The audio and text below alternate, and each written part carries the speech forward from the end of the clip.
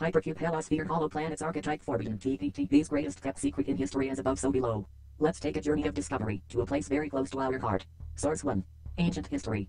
In ancient times, the idea of subterranean realms seemed arguable, and became intertwined with the concept of places such as the Greek Hades, the Nordic Svartalfheim, the Christian Hell, and the Jewish Sheol, with details describing inner earth in Kabbalistic literature, such as the Zohar and Hislavrahim. The idea of a subterranean realm is also mentioned in the Vedic texts such as the Puranas. According to one story, in the Puranas there is an ancient city called Shambhala, which is located inside the earth. The belief in Shambhala, as a city inside the earth, is also found in Tibetan Buddhism. The concept of a subterranean land inside the earth is popular in mythology, folklore and legends in ancient times. According to the ancient Greeks, there were caverns under the surface which were entrances leading to the underworld, some of which were the caverns at Taeron in Laconia, at Troezen in Argolis, at Aphthyia in Thesprotia, at Heraclea in Pontus, and in Ermeni. In Thracians and Dacians legend it is said that there are underground chambers occupied by an ancient god called Zamaxis. In Mesopotamian religion there is a story of a man who, after traveling through the darkness of a tunnel in the mountain of Mashu, entered a subterranean garden.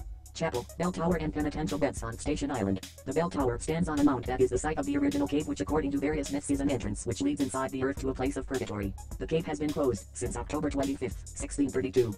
In Celtic mythology there is a legend of a cave called Cruachan, also known as Ireland's Gate to Hell, a legendary and ancient cave from which according to a legend say that strange creatures would emerge in ancient times and be seen on the surface of the earth. There are also stories of medieval knights and saints who went on pilgrimages to a cave located in Station Island, County Donegal in Ireland, where they made journeys inside the earth into a place of purgatory.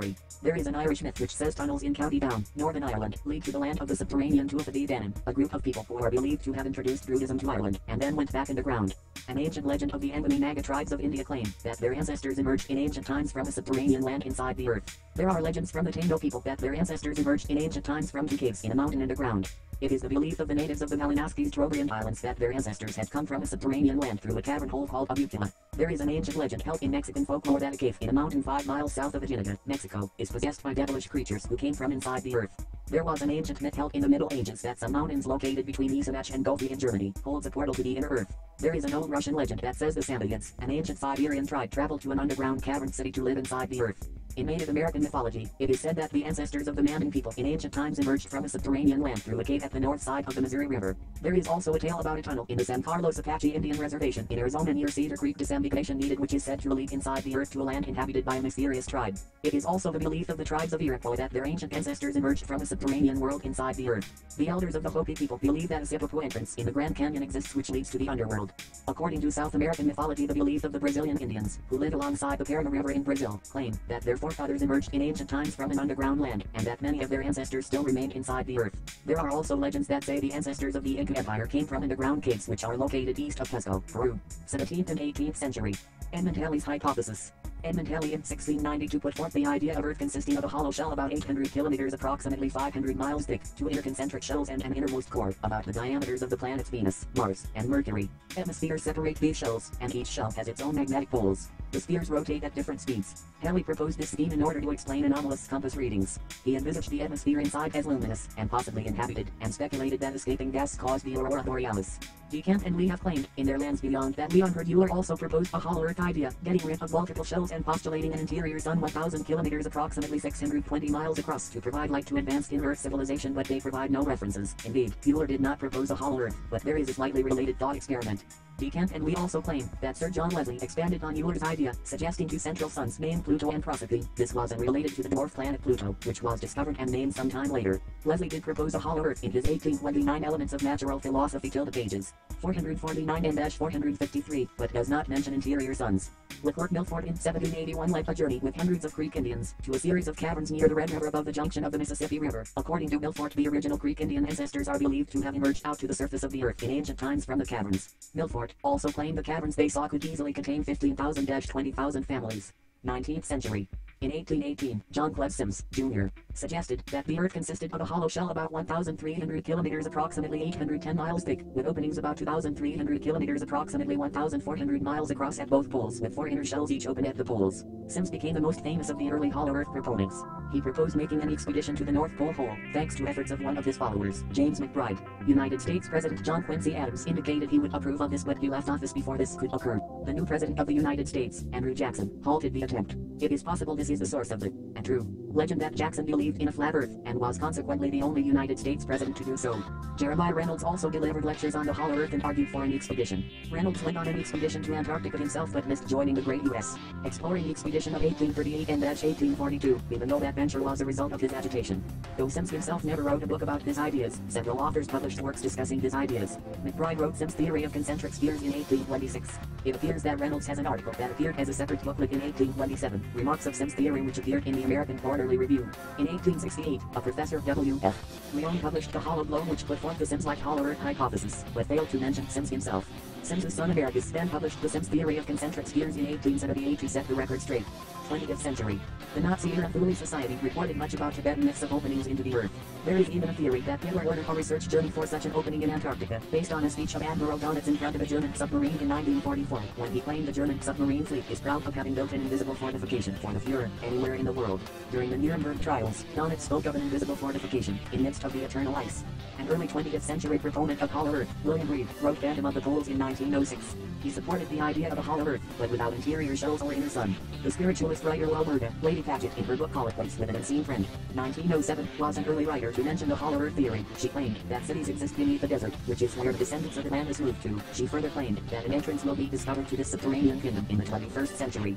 William Fairfield Lorien, in his book Paradise Found, The Cradle of the Human Race at the North Pole, presented his belief that humanity had originated on a continent in the Arctic, called Hyperborea. This view influenced some of the early hollow earth theorists. According to Marshall Gardner, both the Eskimo and Mongolian peoples had come from the interior of the earth from an entrance located at the North Pole. Marshall Gardner, distinct from Martin Gardner, mentioned below, wrote A Journey to the Earth's Interior in 1913 and an expanded edition in 1920. He placed an interior sun in the hollow earth. He even built a working model of the hollow earth and patented it. U.S. Patent 1,096,102. Gardner made no mention of Reed, but did take Sims to task for his ideas. In the same time, Vladimir Bruchev wrote a fiction novel Plutonia, where the hollow earth's interior possessed one inner the central sun and was inhabited by prehistoric species. The interior was connected with the surface by a hole in the Arctic. The explorer Ferdinand Ossibowski wrote a book in 1922 titled Beasts, Men and Gods. In the book, Ossibowski tells of a story which was imparted to him concerning a subterranean kingdom which exists inside the earth. This kingdom was known to the Buddhists as a garden. George Kokashvili, in his book Anything Can Happen, 1940, claimed that there was a discovery in the Caucasus Mountains of a cavern containing giant human skeletons with heads as big as bushel baskets, and also of an ancient tunnel nearby which leads down into the inside of the earth. According to Kokashvili, one man who entered the tunnel never returned to the surface. Other writers of the 20th century have proposed that ascended masters of esoteric wisdom inhabit subterranean caverns or a hollow earth. Antarctica, the North Pole, Tibet, Peru, and Mount Shasta in California, USA, have all had their advocates as the locations of entrances to a subterranean realm referred to as a Gartha, with some even advancing the hypothesis that UFOs have their homeland in these places.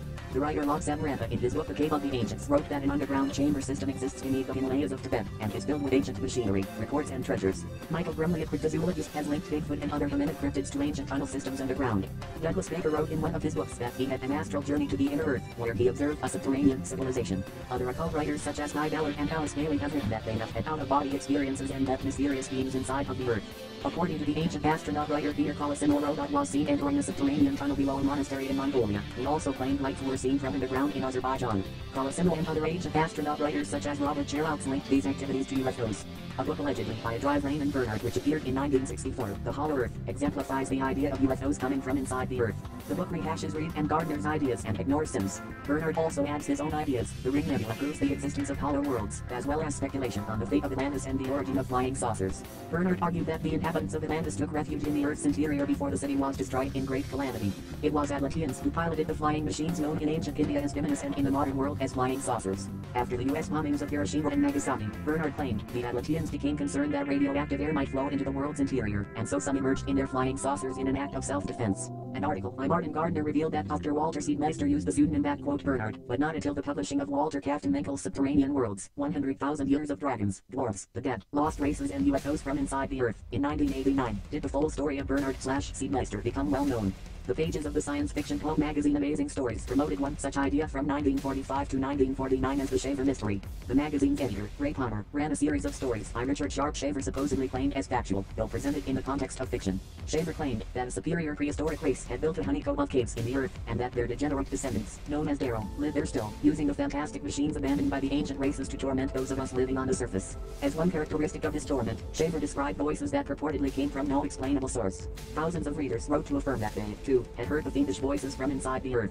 Hollow Earth theorists have claimed a number of different locations for the entrances which lead inside the Earth. Other than the South and North Pole, entrances in locations which have been cited include Paris in France, Staffordshire in England, Montreal in Canada, Hangzhou in China, and the Amazon rainforest. Fantastic stories, supposedly believed as factual within fringe circles, have also circulated that Adolf Hitler and some of his followers escaped to hollow lands within the Earth after World War II via an entrance in